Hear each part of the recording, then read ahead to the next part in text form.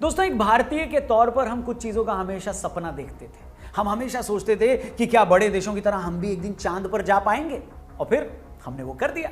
हम हमेशा ये सोचते थे कि काश एक दिन हमारा भी कोई track and field athlete Olympic में गोल्ड मेडल लाए, और नीरज चोपड़ा ने वो कर दिया। जब भी न्यूयॉर्क में यूएन सिक्योरिटी काउंसिल की एनुअल मीट होती थी तो हम भी यही सोचते थे कि क्या एक दिन हम भी ऐसा कोई कार्यक्रम होस्ट कर पाएंगे जब दुनिया के सारे बड़े देशों के हेड ऑफ स्टेट एक साथ भारत आए। ये सपना देखते वक्त हम खुद से सवाल भी करते थे कि क्या हमारी नेशनल कैपिटल में इतने सारे अच्छे होटल हैं कि हम इतने बड़े बड़े लोगों को होस्ट कर पाएं? क्या हमारे पास ऐसे कॉन्फ्रेंस हॉल हैं जहां हम इस लेवल के प्रोग्राम कर पाएं? क्या हमारी सड़कें, हमारा सिस्टम इस लायक है कि हम इतना बड़ा इवेंट ऑर्गेनाइज कर पाएं? और आज 75 सालों बाद G20 की होस्टिंग के जरिए जब वो मौका आया है तो हम अपनी खुशी बयां भी नहीं कर सकते। खुद को ये यकीन दिलाना मुश्किल हो रहा है कि आज एक ही दिन में अमेरिका से लेकर जापान तक, ऑस्ट्रेलिया से लेकर साउथ कोरिया, इंग्लैंड से लेकर जर्मनी और फ्रांस के राष्ट्रपति और प्रधानमंत्री एक ही दिन, एक ही टाइम पर, एक ही जगह पर हमारे प्यारे भारत में होंगे। कुछ लोग चाहें तो इस अचीवमेंट को यह कहकर छोटा कर सकते हैं कि अरे फिर क्या हुआ, भारत तो G20 का मेंबर है, हर मेंबर इस इवेंट को बारी बारी होस्ट करता ही है। मगर इस खुशी को एक वही भारतीय समझ सकता है जिसने आज से 30 साल पहले तक इस देश का मजाक उड़ते देखा है, जिसे सिर्फ 2-3 दशक पहले तक दुनिया सपेरों का ही देश मानती थी, जो 80 के दशक तक पाकिस्तान की तरह दुनिया से मांगी खैरात पर गुजारा करता था। वही देश अगर आज दुनिया के सबसे बड़े इवेंट में से एक को होस्ट कर रहा है, और न सिर्फ होस्ट कर रहा है बल्कि 2 हिस्सों में बंटी आज की दुनिया में बैलेंस लाने की कोशिश कर रहा है, तो ये छोटी बात नहीं है। तो क्या है G20 इवेंट के मायने? आखिर भारत को क्या मिलेगा इस इवेंट से, और भारत के इस इवेंट को होस्ट करने से चाइना जैसे देशों की क्यों फूकी पड़ी है? आज के फनतंत्र में हम इसी मुद्दे पर खुलकर बात करेंगे। वीडियो ध्यान से देखिएगा, पूरी देखिएगा, पसंद आए तो अपने दोस्तों, यारों, रिश्तेदारों से शेयर करिएगा और हमारे चैनल को भी सब्सक्राइब करिएगा। शुरू करें।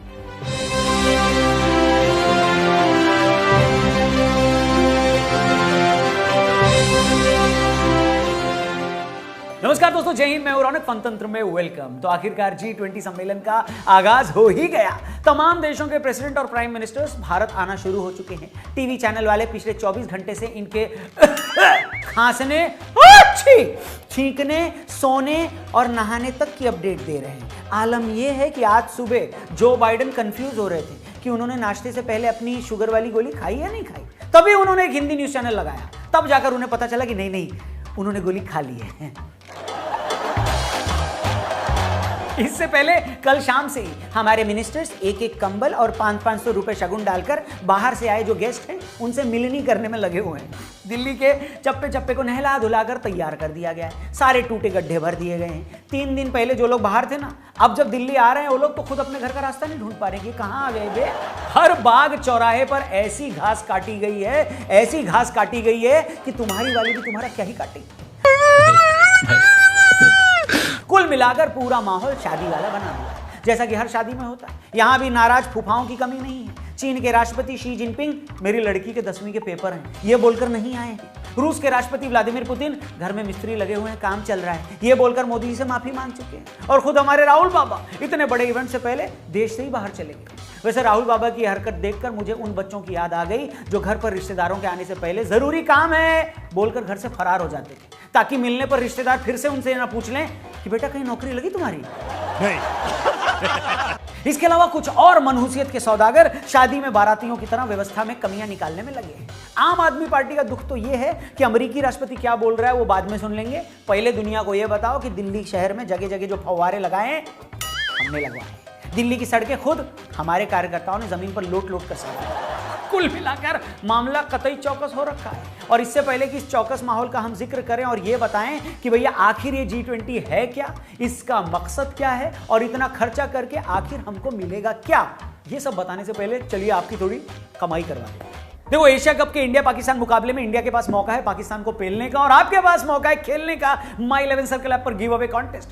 ऐसा है ना कि माई 11 सर्कल ऐप वाले हर मैच में महिंद्रा थार जीतने का मौका तो दे रहे हैं मेगा कॉन्टेस्ट में, लेकिन आज आपके पास मौका है सिर्फ ₹1 में iPhone 14 जीतने का। करना क्या है ना कि बस इंडिया पाकिस्तान मैच शुरू होने से पहले अपनी टीम बनानी है। दोनों टीमों के खिलाड़ियों को मिलाकर बनानी है माई 11 सर्कल ऐप पर 11 लोगों की टीम। जितनी बढ़िया टीम बनेगी उतने बढ़िया कप्तान उप कप्तान होंगे और उतना ही पॉइंट आपको मिलेगा, और वो पॉइंट अगर सबसे ज्यादा हो गए तो गिव अवे कॉन्टेस्ट में आप जीत सकते हैं ₹1 में iPhone 14। गिव अवे कॉन्टेस्ट जिसकी एंट्री फीस मात्र 1 रुपए है और 5,000 रुपए का बोनस कैश भी है। बस ये मौका आपको, जो मैंने लिंक डिस्क्रिप्शन में दिया ना, वहीं से एक्टिवेट होगा। तो उस पर क्लिक करके ऐप को डाउनलोड करो और वीडियो के एंड में आपको मैं टीम बनाकर भी बता दूंगा मैच की। ठीक है, क्या समझे? आगे बढ़ते हैं और मेन मुद्दे की बात करते हैं। आप भी सोचोगे रौनक भैया आपने बता दिया कि G20 इवेंट को होस्ट करना बहुत बड़ी बात है, हम सक्सेसफुली इसे होस्ट भी कर रहे हैं, हमने इसके होस्टिंग के लिए सैकड़ों करोड़ रुपए भी खर्च कर दिए, मगर मेन क्वेश्चन कि हमें इससे मिलेगा क्या? बिल्कुल सही सवाल है आपका, वेरी गुड क्वेश्चन। मगर मैं चाहूंगा इससे पहले कि हम G20 की होस्टिंग से होने वाले फायदे पर बात करें, पहले आपको यह बता दिया जाए कि G20 आखिर है क्या, बैकग्राउंड क्या। यकीन मानिए दोस्तों, अपने हर वीडियो की तरह आज G20 के मुद्दे पर हम आपको कुछ ऐसी चीजें बताने वाले हैं जो शायद आपने कहीं और नहीं सुनी है, इसलिए ध्यान से सुनिएगा। तो शुरुआत करते हैं जुलाई 1997 से। ये वो टाइम था जब थाईलैंड, इंडोनेशिया और साउथ कोरिया की इकोनॉमी में संकट आने लगा था। हुआ यह कि थाईलैंड ने उस वक्त जानबूझकर खुद की अपनी करेंसी को डीवैल्यू कर दिया, मतलब डॉलर के मुकाबले उसकी खुद की उन्होंने कीमत कम कर दी। वैसे ही जैसे आज एक अमेरिकी डॉलर 80 रुपए के बराबर है और भारत सरकार या रिजर्व बैंक उसकी कीमत कम करके उसे 100 रुपए करवा दे। ऐसा करने के पीछे थाई सरकार की सोच थी कि इससे फॉरेन इन्वेस्टर्स थाईलैंड में इन्वेस्ट करने के लिए आकर्षित होंगे, मगर हुआ इसका उल्टा। ऐसा करने से थाईलैंड और बाकी देशों की आर्थिक हालात खराब हो गए और धीरे धीरे पूरे एशिया और फिर दुनिया की इकोनॉमी पर इसका असर आने लगा। इसी प्रॉब्लम को दूर करने के लिए साल 1999 में G20 बनाया गया। इस G20 में G7 के 7 देशों के अलावा 13 यानी 13 और देशों को शामिल किया गया। आपको बता दें कि G7 दुनिया के 7 डेवलप्ड कंट्रीज का ग्रुप है, जिसमें America, Canada, Britain, Germany, Italy, Japan और फ्रांस आते हैं। तो इन 7 कंट्रीज के अलावा उन 13 देशों को इंक्लूड करके G20 बनाया गया, जिसकी इकोनॉमीज ग्रो कर रही थी। ये 12 देश थे, India, China, Argentina, Australia, Brazil, Indonesia, Republic of Korea, Mexico, Russia, Saudi Arab, दक्षिण अफ्रीका, तुर्की और 13वें देश के तौर पर यूरोपियन यूनियन को शामिल किया गया। शुरू में इन लोगों का एजेंडा सिर्फ ये था कि भाई लोग अपन ना सिर्फ अर्थव्यवस्था और धंधे की बात करेंगे। शुरू में G20 देशों की जो मीटिंग भी होती थी उसमें उन देशों के वित्त मंत्री और सेंट्रल बैंक के गवर्नर ही शामिल होते थे। फिर आया साल 2007, याद होगा आपको, इसी वक्त दुनिया में बड़ा आर्थिक संकट आने वाला था। तो उन कंट्रीज को लगा कि नहीं बाबा, अब मामला थोड़ा बड़ा करना पड़ेगा। इसके बाद G20 का दायरा और बड़ा किया गया। ये अर्थव्यवस्था के अलावा आतंकवाद, मानव तस्करी, ग्लोबल वार्मिंग पर भी बात करने लगे और उसी साल से इसकी हर मीटिंग में हेड ऑफ स्टेट शामिल होने लगे और सही मायनों में उसी वक्त से इसका कद, इसका लेवल और बढ़ गया। आपको बता दें 2007 में G20 की तब पहली मीटिंग वॉशिंगटन में हुई थी। इसके बाद इसकी अब तक कुल 17 एनुअल मीटिंग्स हो चुकी हैं। दिल्ली में होने वाला ये G20 का जो कार्यक्रम है आज तक का 18वां सम्मेलन है। आप G20 में शामिल देशों की ताकत का इसी से अंदाजा लगा सकते हैं कि अकेले इन 20 देशों का वर्ल्ड जीडीपी में 85% हिस्सा है। वर्ल्ड ट्रेड में इनकी हिस्सेदारी 75% है और इन 20 देशों में दुनिया की 2/3 पॉपुलेशन रहती है। मतलब ये एक ऐसा एलीट क्लब है कि अगर कोई देश इसका हिस्सा नहीं है तो उस देश को बहुत बुरा लगेगा, लगना भी चाहिए। वो थोड़ा लेफ्ट आउट फील करेगा, जैसे अभी पाकिस्तान कर रहा है। सुना है पाकिस्तान के पीएम ने मोदी जी से कहा था कि हुजूर अगर आप हमारे रुकने का इंतजाम करवा दें तो हम भी G20 में शरीक होने दिल्ली आ सकते हैं, जिस पर मोदी जी ने कहा ठीक है आ जाओ, इंतजाम हो जाएगा। ये सुनते ही पाकिस्तानी पीएम ऑटो पकड़कर दिल्ली के लिए रवाना हो गए, मगर बीच रास्ते में उन्होंने फोन लगाकर जब ये पूछा कि हेलो हम आईटीसी मौर्या के किस फ्लोर पर रुकेंगे, तो सामने से मैनेजर ने बताया कि सर आप आईटीसी मौर्या में नहीं रुक रहे हो, आपको सराय रोहिल्ला के सामने ओयो रूम में रुकवाया जाएगा। गजब बेइज्जती है। सुनाई ये सुनते ही पाकिस्तानी पीएम चलते ऑटो से नीचे दरिया में कूद गए। सोर्सेस बता रहे हैं, हम थोड़ी। आ जाइए आ जाइए आ जाइए।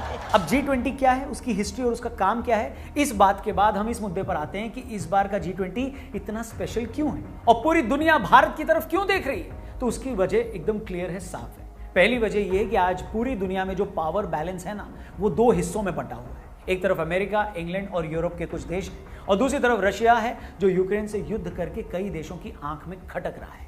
चीन दिखाने को तो रूस के साथ है, मगर यह बात रूस भी जानता है कि चीन किसी का सगा नहीं है। आपको बता दें चाइना ने रिसेंटली जो अपना नया मैप रिलीज किया था जिसमें उसने अरुणाचल को अपना पार्ट बताया है, उसी मैप में चीन ने बोल्शोई आइलैंड को अपने मैप में दिखा दिया है। और आपको बता दें वो हिस्सा जो है उसे रशिया अपना मानता है, इसलिए इस नए मैप के बाद रशिया भी चीन से चिढ़ा हुआ है।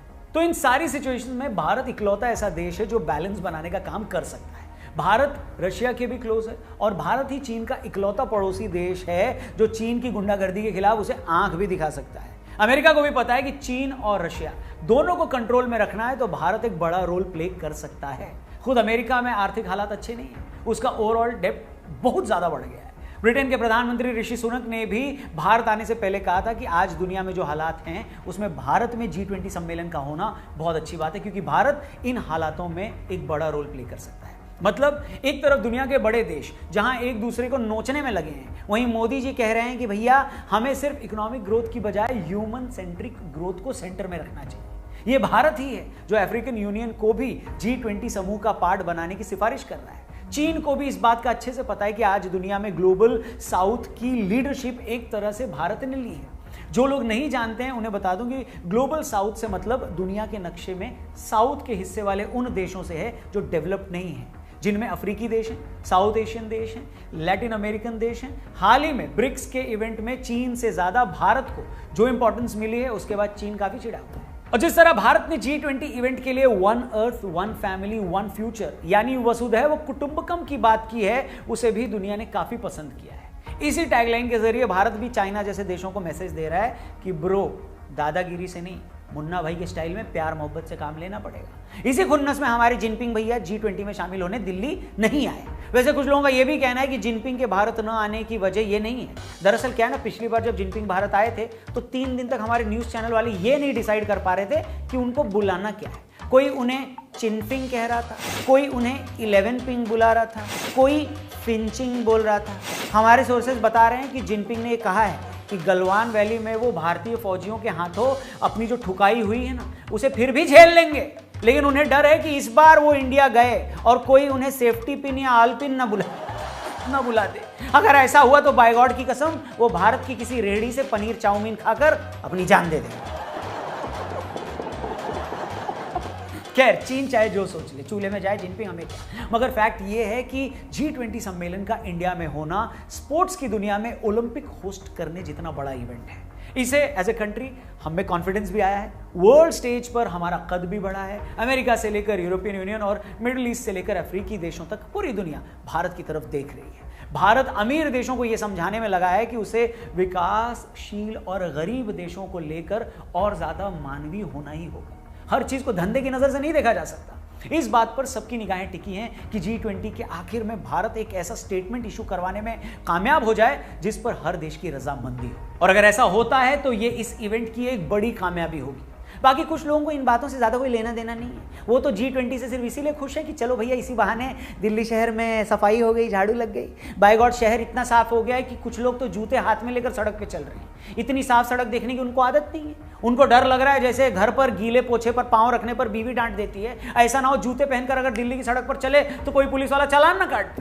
कुल मिलाकर शहर साफ होने से सब लोग खुश हैं। बस एक ही चैलेंज बचा है, वो ये कि फ्लाइट पर चढ़ने से पहले बाइडन या ऋषि सुनक को IDFC बैंक से पर्सनल लोन के लिए किसी पिंकी का फोन ना आ जाए, क्योंकि मोदी जी का पता नहीं, ये फोन आ गया ना तो सच में मेरा हाथ उठ जाना। खैर, मेरे हाथ की छोड़िए, मगर आप कहीं उठकर मत जाइए। डिस्क्रिप्शन में लिंक दिया, उस पर क्लिक करके My 11 सर्कल ऐप को डाउनलोड करिए।